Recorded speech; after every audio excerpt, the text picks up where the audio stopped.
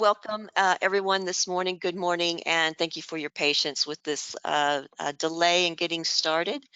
Thank you for joining us today for what promises to be an enlightening and important discussion. It's my pleasure to introduce our distinguished speaker, Allison Dunkley of Deloitte. Allison is a director in the Cayman Islands and is the former Deloitte Caribbean and Bermuda countries anti-corruption leader.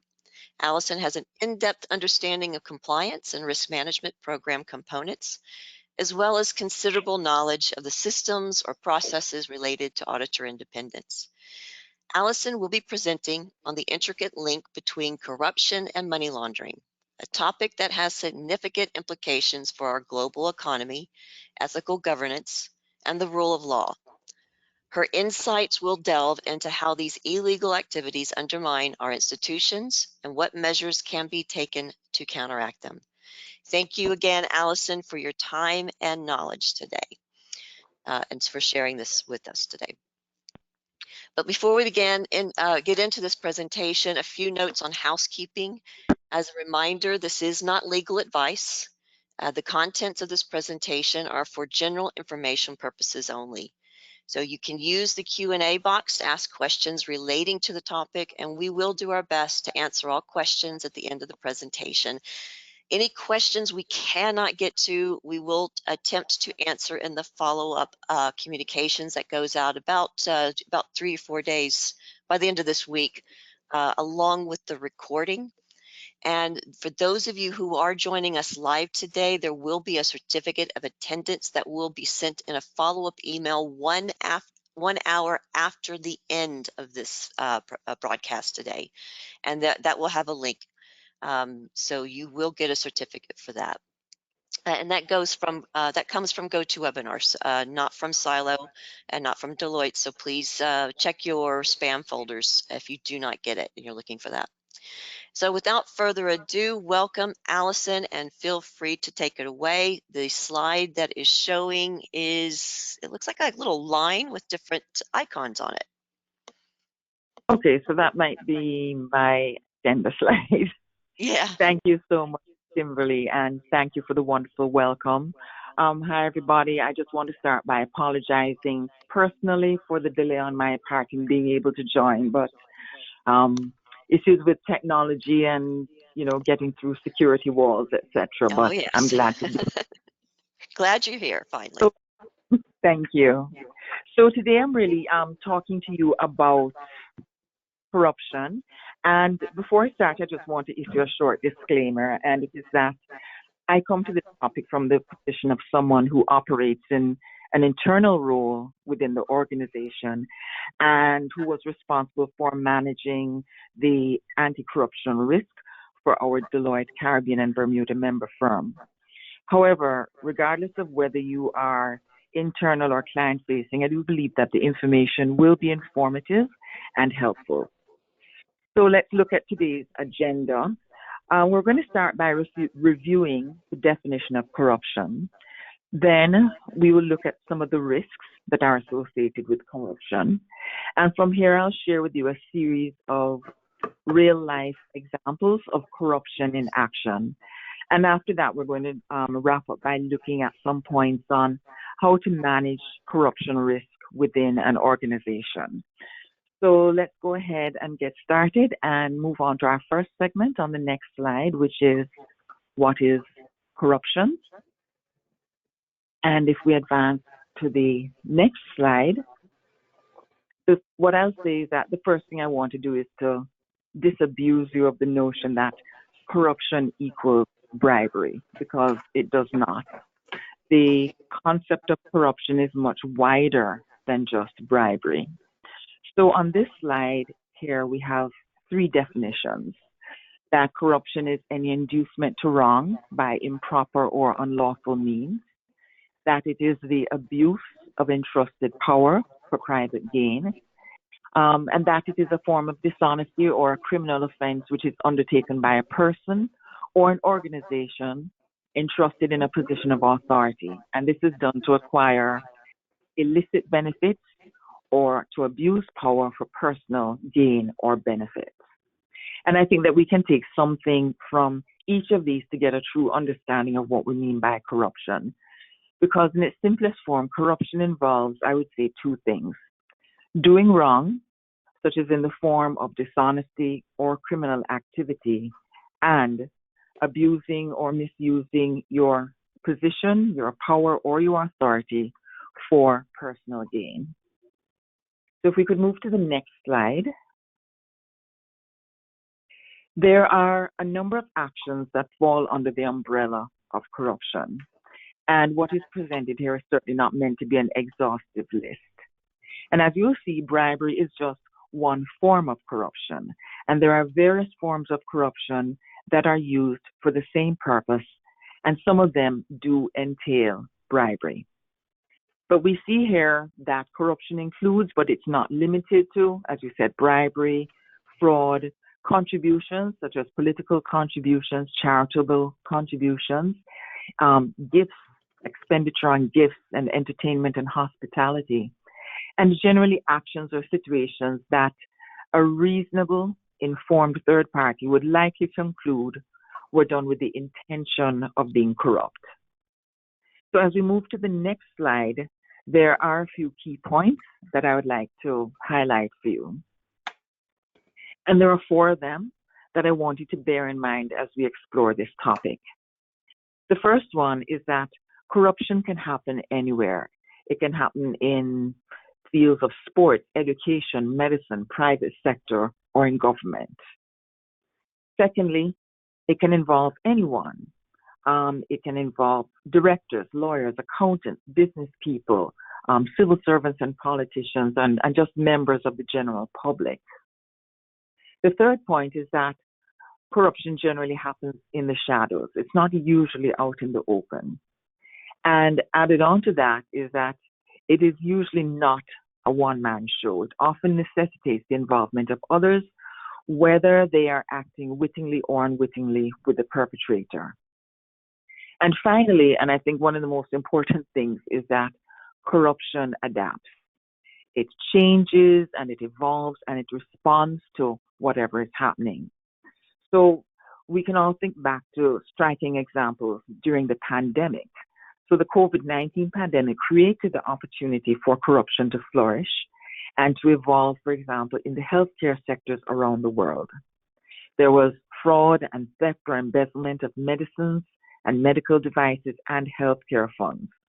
And criminal groups were increasingly switching to COVID-19 themed lures for phishing and other illegal activities in order to exploit consumers' and employees' concerns over the pandemic and the safety of their loved ones. Another more striking example just occurred, I believe it was last week. And what this does is it highlights the emerging risks that are associated with AI and the use of deepfake technology. And so just about a week ago or so, a finance employee in a multinational firm was tricked into remitting 200 million Hong Kong dollars, about 25.6 million US, after attending a video conference call with the CFO and others. And it said that the fraudsters had used deepfake technology to host this multi-person video call in which all of the other participants whom the employee felt he had recognized were actually recreations. If we could move on to the next slide. That's scary, Now, actually. I'm sorry. I'm sorry. Yeah, I was going to say that's scary that that's happening so fast. We knew it was coming, that kind of AI faking video calls, but the fact that it's already happened, that's, yeah. Sorry, go ahead. Yep.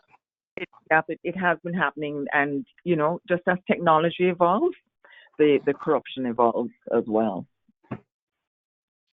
So when it comes to the cost of corruption, world leaders and others frequently cite figures for the global cost of corruption in order to raise awareness and promote anti-corruption action. A popular estimate is that more than 2.6 trillion, or about maybe 3.6 trillion, is lost to corruption annually around the world. However, the methodological soundness and usefulness of these estimates of the global cost of corruption have often been questioned, as it's felt that most of these rest on fragile foundations. I'm not going to put a lot of emphasis on the numbers, but I do refer to them today just to help to demonstrate the sheer magnitude of the problem. No matter what number you put to it, it is huge. So that said, I think that what we really should focus on more are the risks that are associated with corruption. If you could move to the next slide. And so we're going to take a look at the risks. And if we go forward to one more slide. Okay. So while there may be no truly credible estimates of the global cost of corruption, there is ample empirical evidence that corruption is associated with a wide range of risks and negative outcomes. And here are some of the major ones. So it might be in the form of financial loss, be it personal loss or losses that are suffered by businesses or governments. There might be penalties, sanctions, and other legal consequences. Of course, there could be loss of reputation or damage to personal and corporate brand. There's a risk of the public and investors losing faith. There are also issues around the creation of unfair advantage and competition. And if you think more widely about countries that are ravaged by corruption, there is usually a reduction in economic growth. And people and businesses are slower to invest in those jurisdictions. And in the same vein, this creates the risk that resources, be they cash, infrastructure, goods, and supplies, end up either being taken or misallocated. So these are the things that I think we really do need to focus on. Yeah. And I don't know if If we you move, heard Allison this morning here in the U.S. The U.S. Senate has passed a bill, the Emergency Defense Spending Bill for $95 billion. And so a lot of money is going to, like, they have 60 billion going to Ukraine and 14 billion to Israel, and the rest going to some humanitarian aid. And people are already asking, how is it going to be um, kind of governed and watched over to make yeah. sure it is being Mhm. used and not, embezzled or stolen or fraud or Oh, illegal yeah. activity. And that's already a discussion that's happening today in here in the U.S. with that money. That Yeah. bill still has to go through the House, so whether or not it will pass or not there, but it's if it does, some serious money is going to start flowing. Sorry, we are Yeah. the next slide, corruption in action. Corruption in action is what we're going to be talking about because I do want to share a series of examples of this. And these are actually drawn from actual events in various arenas and countries. I mean, corruption is corruption. As I said before, it comes in different forms, it can happen anywhere, and it can involve anyone. So let's move forward and start with bribery, which is probably one of the most common and pervasive forms of corruption. So, by way of definition, bribery is when someone offers, promises, gives, accepts, or they seek to obtain anything of value. That could be cash or kind, money or money's worth, as we say, in order to get an improper business advantage. If you could just advance one for me, please. Okay. So, I don't think that I really need to spend a lot of time on this example because I think everyone here probably knows enough about the FIFA corruption scandal. Certainly from the Caribbean perspective, CONCACAF, which is the Confederation of North, Central American, and Caribbean Association Football, has been at the center of the turmoil that was engulfing FIFA. Two of the most prominent figures from the Caribbean are the former CONCACAF president, Jack Warner from Trinidad, and the man who replaced him in that job, Jeffrey Webb from the Cayman Islands. The 2015 U.S. indictment said that they used, and I quote, their positions to engage in various criminal activities, including fraud, bribery, and money laundering, in pursuit of personal and commercial gain, end quote. In late 2022, Warner lost his appeal against extradition to the U.S. to face corruption charges. And Jeff Webb pleaded guilty to various racketeering, fraud, and money laundering offenses in the U.S., where he has been residing under house arrest pending sentencing. So you could move forward one for me. Okay. So in the other example that I have, it was in April of 2022 that the leader of the British Virgin Islands, or BVI, was arrested for alleged drug smuggling and money laundering in the US. Premier Fahy was arrested by US DEA officials in Florida, along with the BVI Ports Authority director. I believe her name was Miss Maynard.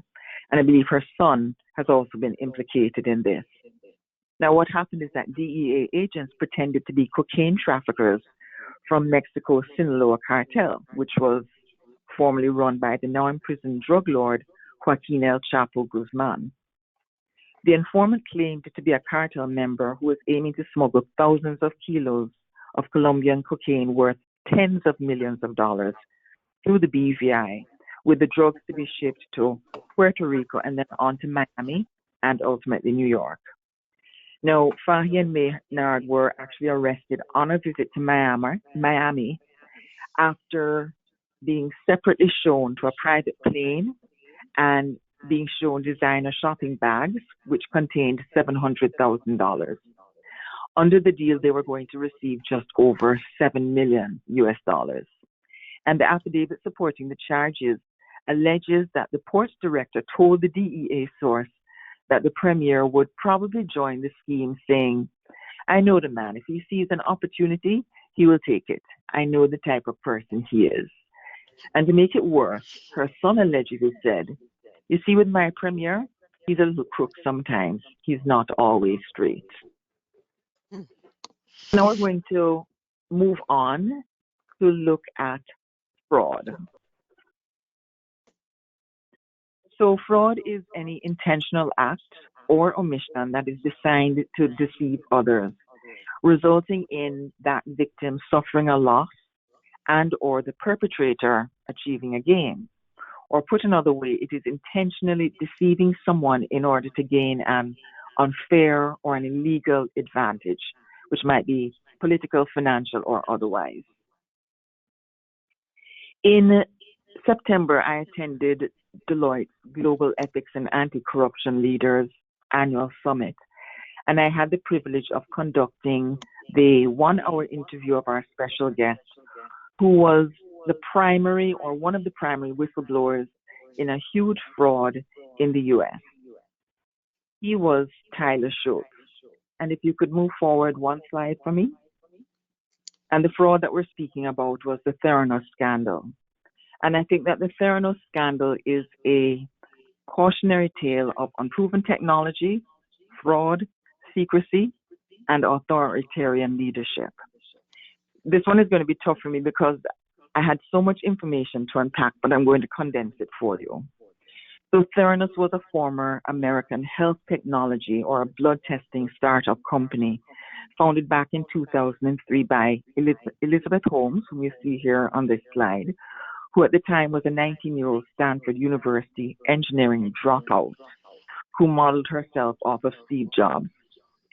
Theranos pitched a revolutionary technology. Now, existing technology, as many of us probably know, requires vials of blood for diagnostic testing. But Theranos claimed to be able to perform hundreds of tests, supposedly over 240, ranging from cholesterol levels to complex genetic analysis with just a single pinprick of blood. And all of this was to be done with one small machine that was called the Edison, that one day everyone could have in their homes. Now, Elizabeth Holmes was the founder and CEO, and she was just 30 when Theranos was at its peak. Having raised over 700 million in investments from very significant investors, that company became the rising star of Silicon Valley and was valued at over 9 billion US dollars. So she was heralded as the female Steve Jobs. But there was only one problem. The technology did not work. So John Carreyrou, who is a two-time Pulitzer Prize winning journalist with the Wall Street Journal, broke the story in 2015 after receiving a tip doubting the performance of the technology. He ended up reaching out to two young whistleblowers, Tyler Schultz and Emily Young, And with the help of their information, he published his story in the Wall Street Journal, revealing that Theranos was not even using its own technology to run the majority of its tests because of the inefficiency of its technology. It had, in fact, purchased traditional testing equipment from third party companies like Siemens and was using this to conduct its testing. Theranos' test results were inaccurate. People were told that they were miscarrying when they were not, or that they did not have syphilis when they did. When Tyler's team conducted testing on live syphilis cultures, the accuracy rate was only about 60%, and that was eventually bumped up to about 80%, which was still considered to be unacceptable because syphilis is not just an STD. Untreated, it can kill. Now, Holmes was masterful at pitching her technology without supporting data, which she claimed was due to trade secrecy. But in fact, it appears that Theranos was characterized by a culture of secrecy and silos. She managed to convince a number of high profile, sophisticated investors, including Rupert Murdoch, who put in about 120 mil, Henry Kissinger about 3 million, and Walmart's founding Walton family that put in about 150 million, and then the former U.S. Education Secretary Betsy DeVos, who put in about 100 million. She succeeded in securing a board that was a smorgasbord of the who's who. George Shultz, Tyler's grandfather, former Secretary of State, Henry Kissinger, a former Secretary of State, General Jim Mattis, Secretary of Defense, just to name a few. But this was also a board that was all white, all male, with an average age of 80, completely lacking in diversity and real medical or technical knowledge. There had been no audit reports of the company since about 2009, and the boards of the company failed to challenge or hold Holmes and management accountable. The investors, the regulators, I should say, and the board were kept in the dark. When investors came in for a demonstration, their blood was usually tested on third-party equipment, not on the Edison. The article that was published triggered investigations. Regulators were misled on site visits and were not made aware of other labs on the premises where the third-party tests were done, and employees were not allowed to speak with them when they visited. The whistleblowers were followed, intimidated, and threatened. Now, Tyler, who came to Theranos out of Stanford with a biology degree, he drank the Kool-Aid, and he wanted to be a part of this vision. But he left after 8 months and after raising his concerns directly with Holmes and others and contacting regulators. And when he spoke up about the risks that people were being exposed to by the failed technology, he didn't appreciate the hornet's nest that was opened up and which would end up costing his parents $400,000 to $500,000 in legal fees. His grandfather, to whom Holmes had become like a daughter, said that Theranos was trying to convince him that Tyler, his grandson, was stupid or something. And although he didn't believe that, he did believe that Tyler was wrong about the misgivings that he had. Well, the House of Cards eventually collapsed in 2018, and the company officially shut down after an FBI investigation. In January of 22, Holmes was found guilty on 4 charges of defrauding investors, and in November of 2023, she was sentenced to 11 years, or just over 11 years in prison. And her former boyfriend, and who was the former Theranos president, Sonny Balwani, was sentenced to nearly 13 years. So although justice was served to some extent, some people like Tyler are not completely satisfied because the outcome did not relate to the medical fraud that occurred and the risk that people were being exposed to. As Tyler put it, he did not speak up because Betsy DeVos lost $100 million. Also, the board has not been held liable or accountable for anything. So in many respects, Theranos is a shining example of fraud that spawned or thrived in an environment that was dominated by a personality that was charismatic, magnetic, knew how to sell a good feel story, but which lacked the necessary substance and or was willing to lie and deceive to cover up a lack of ability and or of results. It thrived in an environment that was lacking in an ethical culture, one that curtailed questions and put up barriers, physical and otherwise, to shield the deception and prevent speaking up. It was one that was shrouded in secrecy and lacked the necessary corporate governance experience. To me, it doesn't really matter that this example is about medical technology and a medical technology startup. What I would always ask you to do is to look at the factors that allow that fraud to occur, such as culture, personality, lack of governance, lack of controls, and to be on the alert for things like that. Always look at the substance of what is occurring. So if we could move on now to look at employee fraud. So this is when someone uses their position of employment for their personal enrichment by deliberately misusing or misapplying the employer's resources or assets. So if we think about it, some of the common types of employee fraud would include maybe credit card fraud, expense report fraud, payroll fraud, data theft, accounting fraud. If we could move forward to the next slide.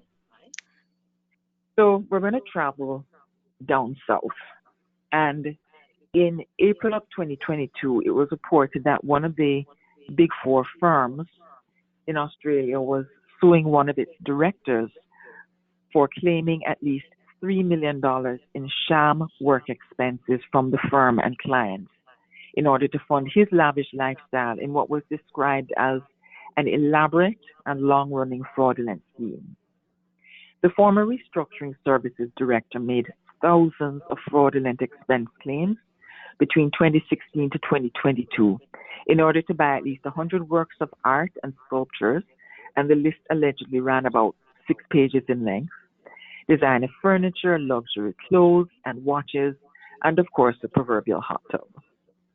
He allegedly manipulated genuine invoices from third-party suppliers to look like they were for work-related expenses, and even backed up some with fake emails that were supposedly from one of the partners. The firm discovered the scheme only by accident through a routine audit. The firm ended up dismissing the director and reported him to the Australian Securities and Investments Commission as well as the police. The firm took civil action against him and he was ordered to repay $3 million. And the firm said that it would reimburse any affected clients. Now, if we could move to the next slide, Yeah, I'd like to I would say like to. something about that Oh, story you sure. just said. Yeah, if you don't mind. It's because I was working with a firm a few weeks ago actually, and one of their due diligence is when they are doing business with a client who is a big firm, they do require to see the kind of the authorization that the employee that they are dealing with has Mm-hmm. the authority to act. And I think that and they're very strong on that part because and I think that they're trying to make sure that they're not dealing with an employee who might be using a large company's resources. So that is Yeah, something on the AML side that even though the employee is not may not be your client, but they're kind of saying that they're authorized to act. Make sure you get that documentation to prove it on your yeah. files. Yeah. And I mean, and certainly from an experience that I saw also, you have to pay attention to your internal controls as well.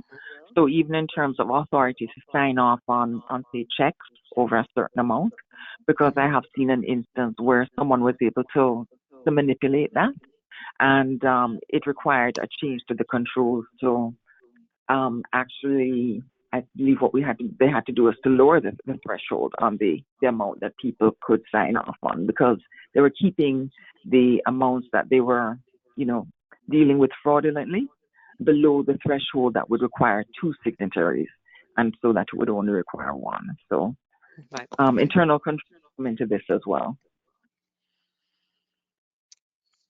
So if Okay. we could move on to look briefly now at red flags. I just wanted to share a few of them that could be indicative of employee fraud.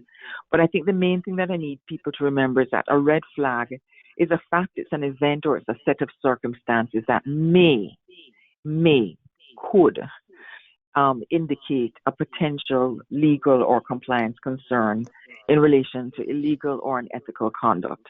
A red flag is not conclusive of wrongdoing, but it should prompt concern and further observation or inquiry. So, red flags include, but they are not limited to some of the examples that I have here. So, when you're dealing with things like invoices, the sorts of nebulous or poor descriptions like miscellaneous fees, or things like the description of the item or the prices, etc., don't match the order or the contract terms. Those are things that could be red flags.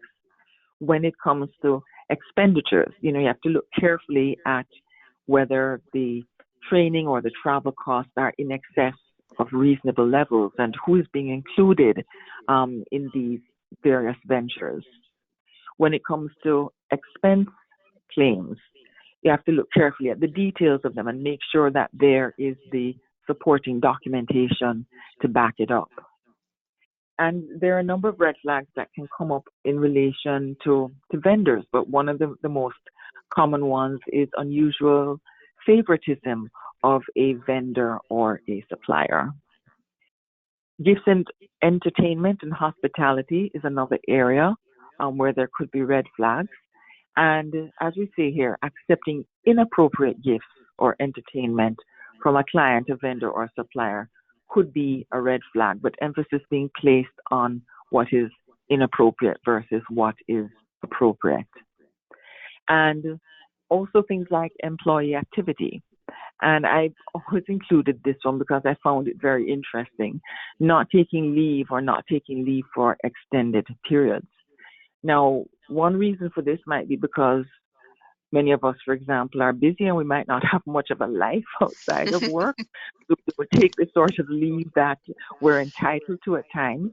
But I have heard of at least one instance where it was indicative of the person just not being willing to be away from work because they were involved in fraudulent activity and they couldn't afford to be away from what they were doing and having something be discovered.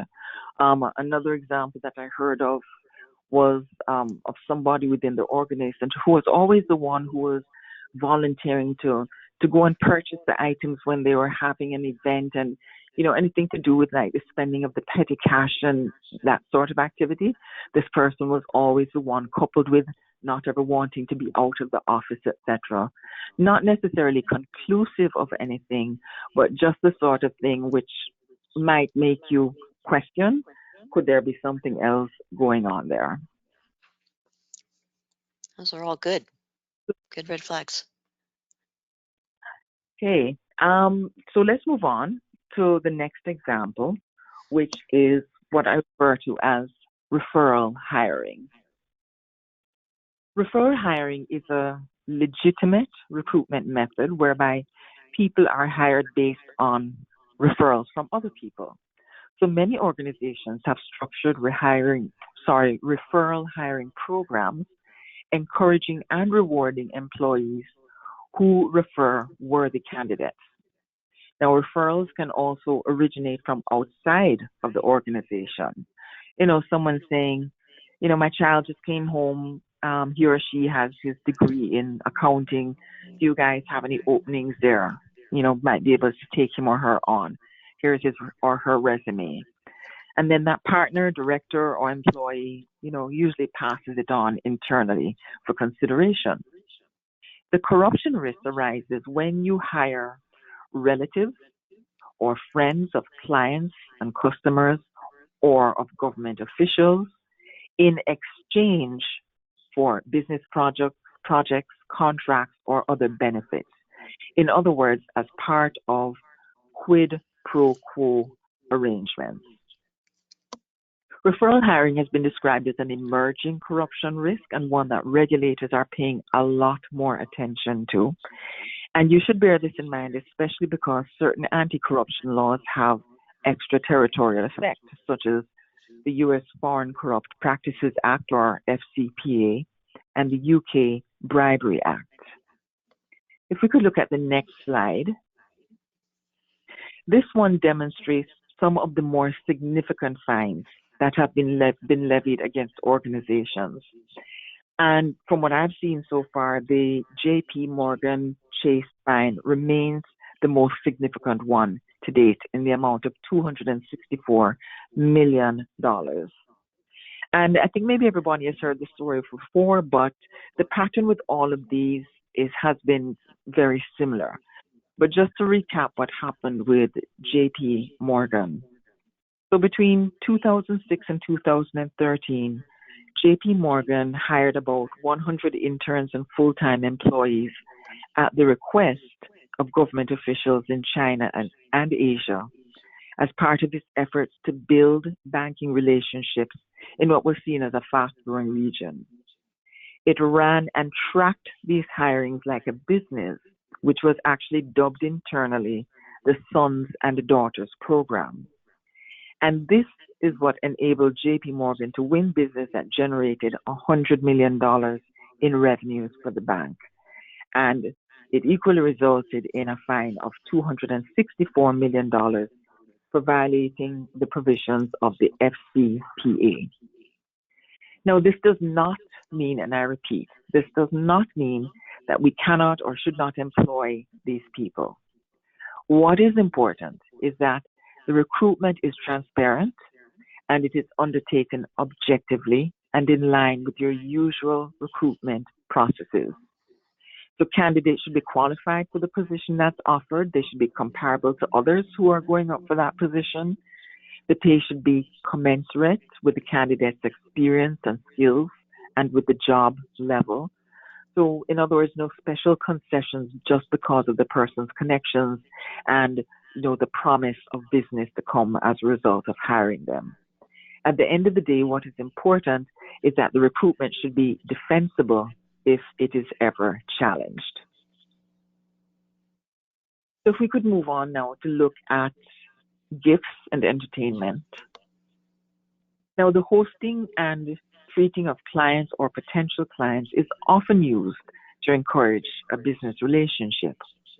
But what we have to ensure is that we do not do it in ways or in amounts which are inappropriate and which could be viewed as bribery or corruption. As we say here, offering, accepting, or soliciting gifts, entertainment, or hospitality, so there is reason to believe or a reasonable and informed third party would likely conclude that there may be intent to improperly influence business decisions or impair objectivity. That is where the corruption risk comes in with gifts, entertainment, and hospitality. So if you move forward to the next slide, in August of 2023, the Securities Exchange Commission, or SEC, accepted a settlement offer of over $6.5 million from the company 3M in order to resolve charges that it had violated provisions of the US FCPA. So from at least about 2014 to 2018, 3M China employees arranged for Chinese healthcare officials who were employed by 3M's state-owned entity customers to attend overseas conferences, educational events, and healthcare facility visits as part of 3M China's marketing and outreach efforts.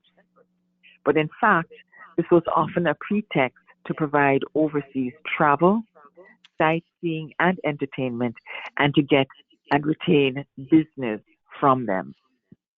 As a part of the scheme, funds were transferred to a complicit China-based travel agency, and they were improperly used by 3M China and the travel agency to help pay for what were described as these tourism activities.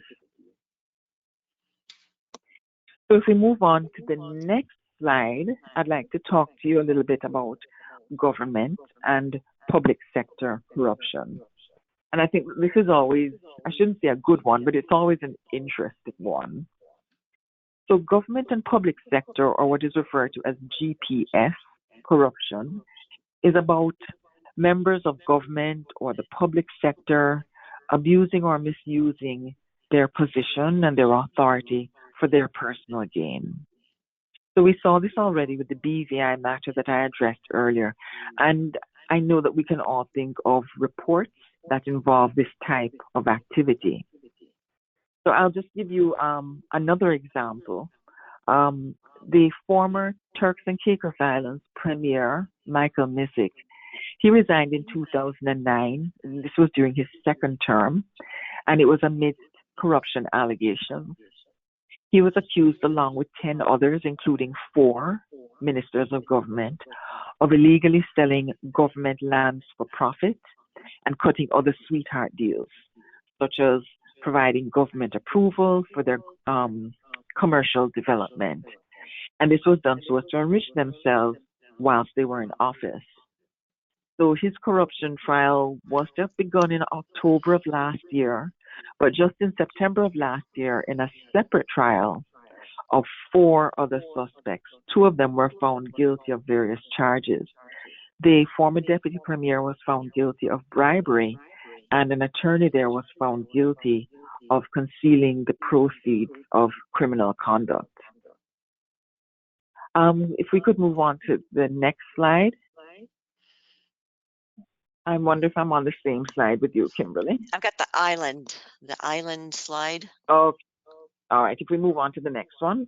Okay, now this is the military men that I'm seeing here, the little statues. Right.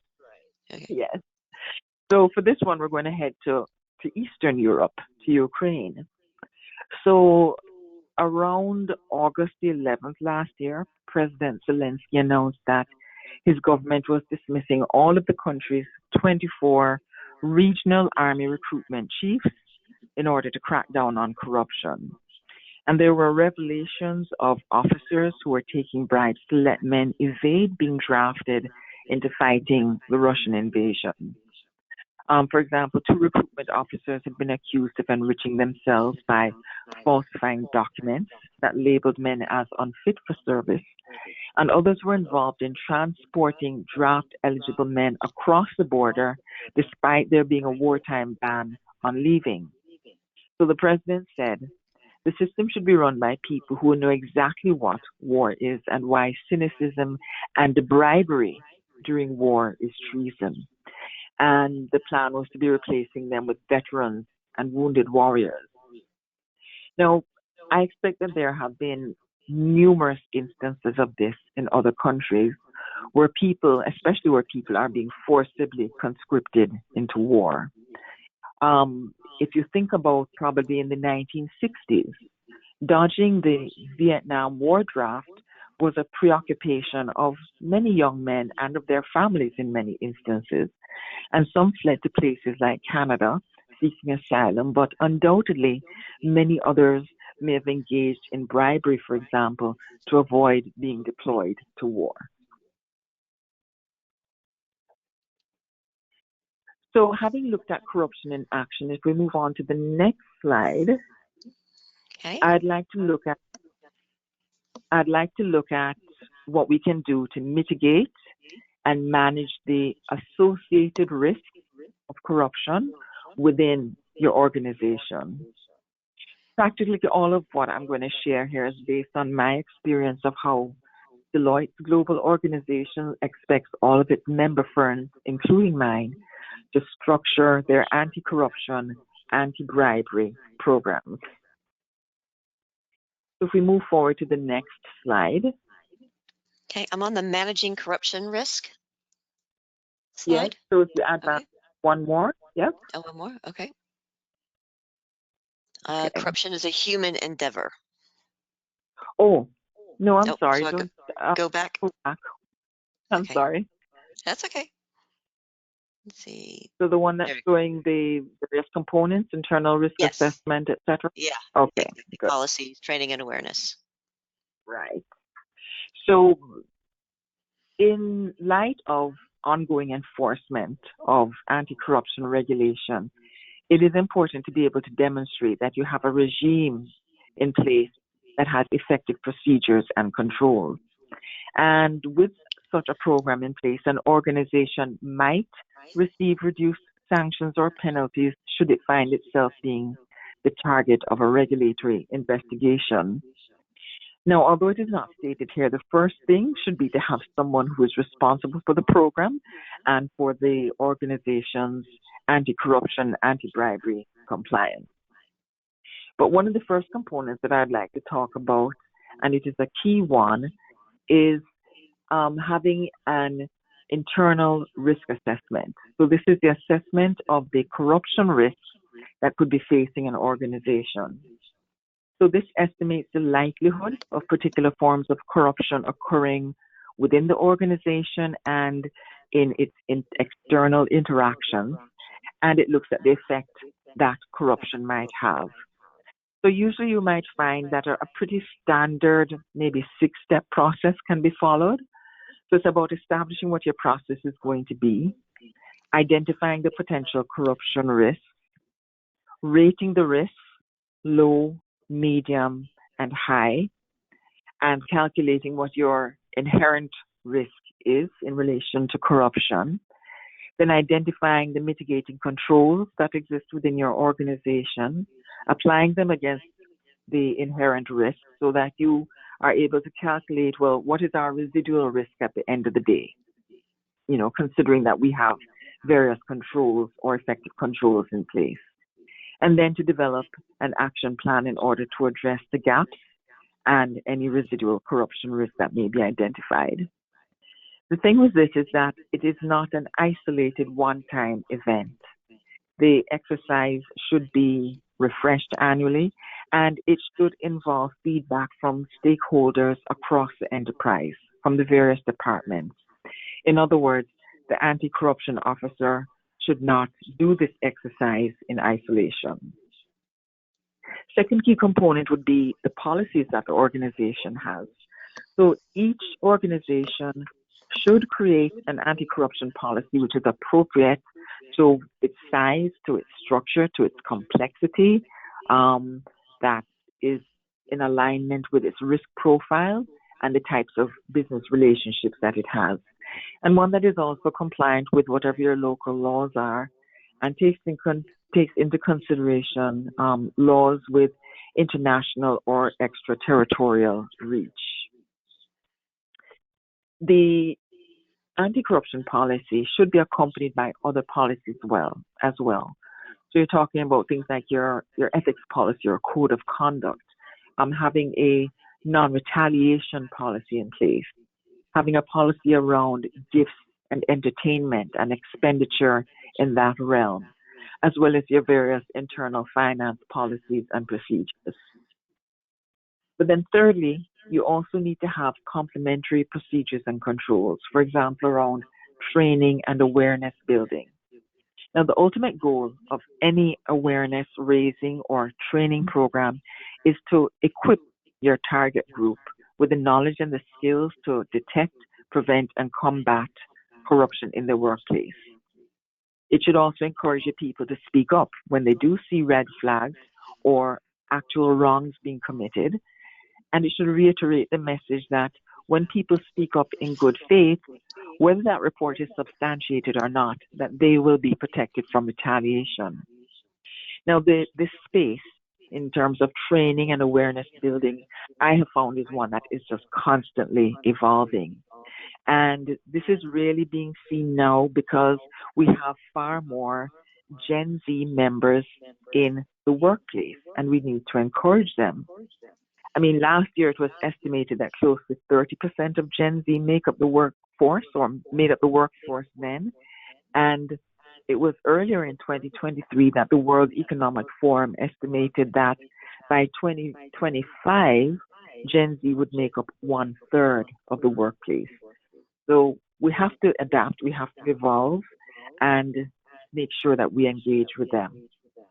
But generally, training and awareness methods include communications, whether it's emails or postings on your intranet. I would suggest where you can, using nugget emails, things that might be very short, more visual when possible. Webinars are important, especially and preferably with storytelling. One of the things that has become very popular that I find we're using a lot across our network when we can is micro training. And that you're talking about maybe the use of a 2 to 3 minute video on a particular topic. Um, or just this morning, I completed a mandatory one that was about the integrity around taking courses. And that was just a 10-minute learning, but it was mandatory for everybody.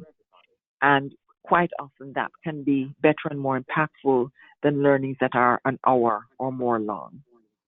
And you should also think about targeted trainings. For example, zeroing in on particular areas where there might be perceived higher risk or where the members, for example, in a particular department are seen as gatekeepers, for example, your internal finance team. The fourth important component, I would say, is internal controls.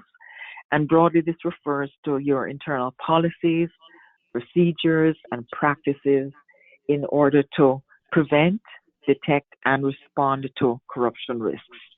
You're talking about things like your internal finance controls, procedures to maintain the integrity of referral hiring, or procedures that are in place for the approval of gifts, entertainment, and hospitality expenditure that might be over a certain threshold. It can also include internal auditing of expenditures, having appropriate language in contracts, even guardrails around how to approach GPS, government and public sector pursuits, and certainly consideration of the potential corruption risks of your clients and engagements when you're onboarding them, and how you're going to mitigate or handle anything identified that could elevate the potential level of corruption risk. And then the last component would be monitoring and testing, or basically internal audit. So monitoring is what's going to ensure that your organization's operations are happening and working as they should. It can identify any areas of non-compliance, whether with internal policies or external regulations. So the internal audit is to make sure the compliance program is effective, as well as to discover any gaps that exist. This includes auditing the anti-corruption program elements themselves, as well as doing things like testing expenses. And this should be conducted by persons who are independent of the anti-corruption or general risk and compliance function. And certainly any gaps that are uncovered during an internal audit should be dealt with using an action plan. And similar to the internal risk assessment, internal audits also need to be recurring. Now, risk assessments and all of the risk management tools that I've mentioned play an important role in creating a culture that is intolerant of corruption. So I was saying that, regardless of what we do, there's one thing that we can't control, and it's the fact that corruption does involve human activity. It's about human behavior. And if someone is really intent on doing wrong, then he or she is going to try to find a way to do so, whether by exploiting any gaps in the system or working around controls. Because, essentially all you need is one bad apple. And that is why I tend to say that corruption is a human endeavor. If we could move to the last slide. So despite this reality, though, we cannot throw up our hands and do nothing, because corruption will thrive wherever there is indifference to the risks that we, and when I say we, I mean all of us here on this webinar, our businesses, our communities, and our countries face from it. So in closing, I'd like to leave you with this. At the end of the day, I tend to think that we have to do four things.